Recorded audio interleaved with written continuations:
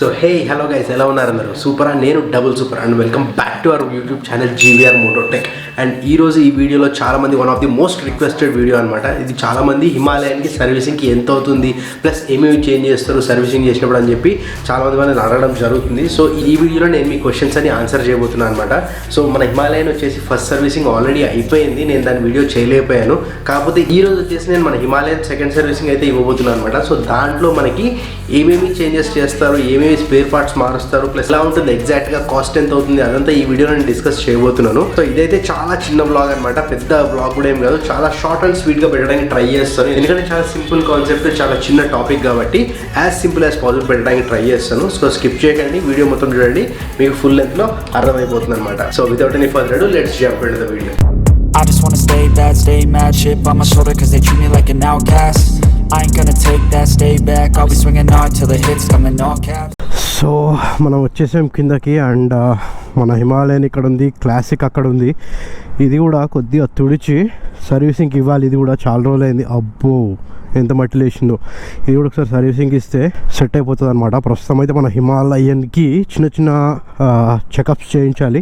అంటే major checkups ఏమి కాదు, మనం లాంగ్ రైడ్ వెళ్తున్నాం కదా, సో దాని గురించి జనరల్ చెకప్ చేయించాము అని అనుకునే టైంలో సర్వీస్ రిమైండర్ కూడా వచ్చేసింది అనమాట దీంట్లో. సో ఇప్పుడు వచ్చేసి మన బండి 4935 కిలోమీటర్స్ తిరిగింది. సో ఇంకా డిలే చేయకుండా సర్వీసింగ్ అయితే ఇచ్చేద్దాం. సో యాక్చువల్గా నేను ఏమనుకున్నా అంటే మామూలు రాయల్ ఎన్ఫీల్డ్ సర్వీస్ సెంటర్లోనే ఇద్దాం అనుకున్నా. కాకపోతే మొన్న మన ప్రణయ్ విషయంలో జరిగింది కదా, అంటే మీకు చెప్పలేదు అనుకుంటా, ఇంకా అది మోస్ట్ ప్రాబ్లీ నెక్స్ట్ వ్లాగ్లో వచ్చేస్తుంది, కవర్ అవుతుంది ఏమైంది అని చెప్పి. అదైతే అస్సలు అన్యాక్సెప్టబుల్ అనమాట. మనకి రాయల్ ఎన్ఫీల్డ్ షోరూంలో జరిగింది, మళ్ళీ నమ్మకం పోయిందనమాట మనకి.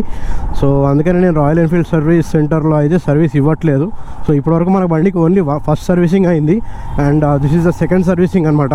సో అయినా కానీ వెహికల్ హెల్త్ని దృష్టిలో పెట్టుకుని I'm giving it out side, బయట ఇస్తున్నాను. రాయల్ ఎన్ఫీల్డ్ సర్వీస్ సెంటర్లో అయితే ఇవ్వట్లేదు, అనవసరంగా బండి పాడు చేసుకోవడం ఎందుకని చెప్పి అనిపించింది అనమాట నాకు. అండ్ అట్లనే మనకి జనరల్ చెకప్ కూడా అయిపోతుంది కదా. So ya, that is the strategy of the మ్యాటజీ. Let me show you what's up, cause enough is enough. I'll take a face full of pavement just to make a stop. And ఇంకో విషయం చెప్పాలంటే మనకి last time హిమాలయన్లో ఒక problem వచ్చింది కదా ఈ బండిలో. ఏంటిదంటే స్వింగ్ ఆర్మ్ దగ్గర కిస్ కిస్ కిస్ కిస్ అని సౌండ్ వస్తుంది. సో మనం టెంపరీ సొల్యూషన్ కింద ఏం చేసామంటే WD-40 అప్లై చేసాము. సో అది అప్లై చేయడంతో సౌండ్ అనేది కంప్లీట్గా మాయమైపోయింది. కాకపోతే ఏమవుతుందంటే ఇంకొన్ని కిలోమీటర్స్ తిరిగిన తర్వాత మేబీ WD-40 యొక్క ఎలాస్టిసిటీ అంటాం కదా, సో అదేంటిదంటే గ్రీసీనెస్ ఉంటుంది కదా, సో అది తగ్గిపోతుందేమో, మళ్ళీ వస్తుందన్నమాట సౌండ్. సో నిన్న ఇక్కడికి వచ్చి మనం ఎవరిని అడిగితే ఏమన్నాడంటే అది ఏం లేదన్న, స్వింగ్ ఆర్మ్ ఓపెన్ చేసి ఒకసారి గ్రీస్ అప్లై చేయాలి, దానికి గ్రీస్ అప్లై చేస్తే సెట్ అయిపోతుంది, ఇంకా మళ్ళీ చాలా కాలం ప్రాబ్లం రాదు అని అయితే చెప్పడం జరిగిందనమాట. సో అది కూడా చేయించేద్దాం ఇప్పుడు. మనకి ఇంకా ఫర్దర్గా హిమాలయన్లో ఇష్యూస్ ఏమీ లేవు, ప్రాబ్లమ్స్ ఏమి లేవు అనమాట. సో ఒక్క దెబ్బకి రెండు పిట్టలు అంటారు కదా, సో అట్లనే మనం will get it done.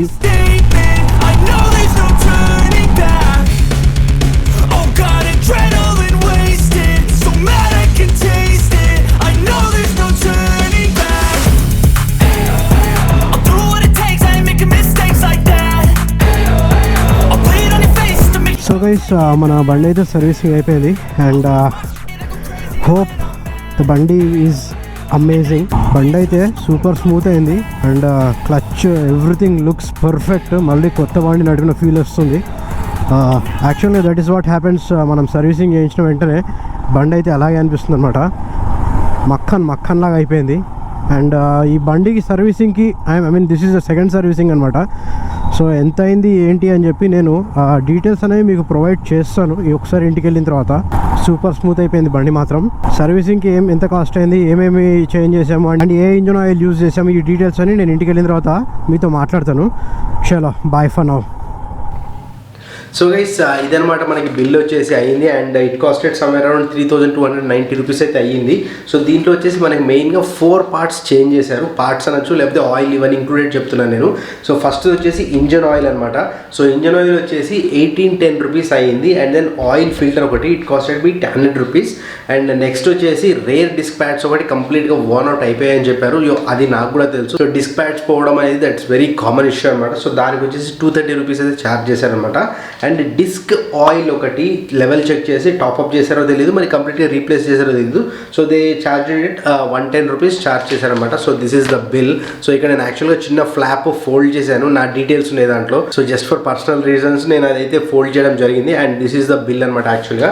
And కింద వచ్చేసి లేబర్ ఛార్జెస్ వచ్చేసి మనకి జనరల్ సర్వీస్ లేబర్ ఛార్జ్ వచ్చేసి 690 రూపీస్ ఛార్జ్ చేశారు. Washing 100 rupees and then swing arm bush adjust చేశారంట, దానికి 250 రూపీస్ అయితే ఛార్జ్ చేశారనమాట.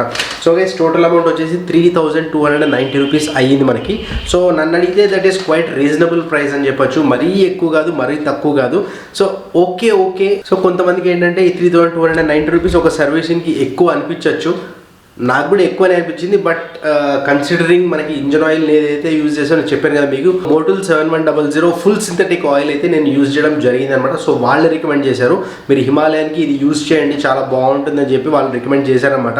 అండ్ మన బైక్ సర్వీసింగ్ చేసిన మెకానిక్కి ఎస్పెషల్లీ తనకి హీ ఓన్స్ ఏ హిమాలయన్ అనమాట. తనకి ఒక హిమాలయన్ ఉంది. He ones A BS4 BS3 అనుకుంటా. So he has a BS4 Himalayan most probably. So తనకి చాలా వరకు ఈ విషయాలు తెలుసుంటాయని చెప్పి నేను బ్లైండ్గా I went ahead with his suggestion. That is Motul 7100 full synthetic oil అనమాట. సో ఒకసారి ట్రై చేసి చూద్దాం అన్నట్టుగా చేశాను అండ్ దెన్ మనం దాని తర్వాత పెద్ద లాంగ్ డ్రైవ్ కూడా వెళ్ళి రావడం జరిగింది. అండ్ ఇప్పటివరకు అయితే నాకు ఇంజన్ చాలా స్మూత్ అనిపిస్తుంది. I mean it's really like ఎక్కడైతే ప్రాబ్లం అయితే నాకు ఏమీ అనిపించలేదు. ఇంజన్ హీటింగ్ ఇష్యూ కూడా తగ్గిపోయింది నన్ను అడిగితే. అండ్ ఈ మోటల్ 7100 యూజ్ చేయడం వల్ల నా వెహికల్లో కొన్ని చేంజెస్ అయితే చూశాను నేను. సో ఫస్ట్ వచ్చేసి ఇంజన్ హీటింగ్ ఇష్యూ చాలా తగ్గింది అండ్ దెన్ మనకి ఇంజన్ లోపల ఏదైతే నాయిస్ వస్తుందో ఆ నాయిస్ కూడా తగ్గింది అనమాట. అంటే ప్రీవియస్గా ఇంతకుముందు నాకు తెలిసి నేను రాయల్ ఎన్ఫీల్డ్ సర్వీస్ సెంటర్లో ఇచ్చినప్పుడు ఫస్ట్ సర్వీసింగ్ రాయల్ గన్ అనే ఇంజన్ ఆయిల్ అయితే యూజ్ చేస్తుంటారు. So most probably Royal Enfield vehicles అన్నిటికీ అదే యూజ్ చేస్తారు అనమాట. సో ఇది వచ్చేసి మనం Motul 7100 full synthetic oil use చేయడంతో దీని ఇంజన్ పెర్ఫార్మెన్స్ పెరిగింది, ఇంజన్ హీటింగ్ ఇష్యూ లేదు అండ్ నెక్స్ట్ వచ్చేసి ఇంజన్ యొక్క స్మూత్నెస్ చాలా పెరిగిందని నాకైతే అనిపిస్తుంది అనమాట. సో ఈ 3 చేంజెస్ అయితే నేను అబ్జర్వ్ చేశాను. I mean engine oil change చేయడం వల్ల ఇంత ఎఫెక్ట్ ఉంటుంది అయితే నేనైతే అనుకోలేదు, ఇంత చేంజ్ కనిపిస్తుంది అని చెప్పి వెహికల్లో. So fully synthetic oil use చేయడం వల్ల మేబీ అయి ఉండొచ్చు ఈ చేంజెస్, దానివల్ల కనిపించి ఉండొచ్చు అనమాట.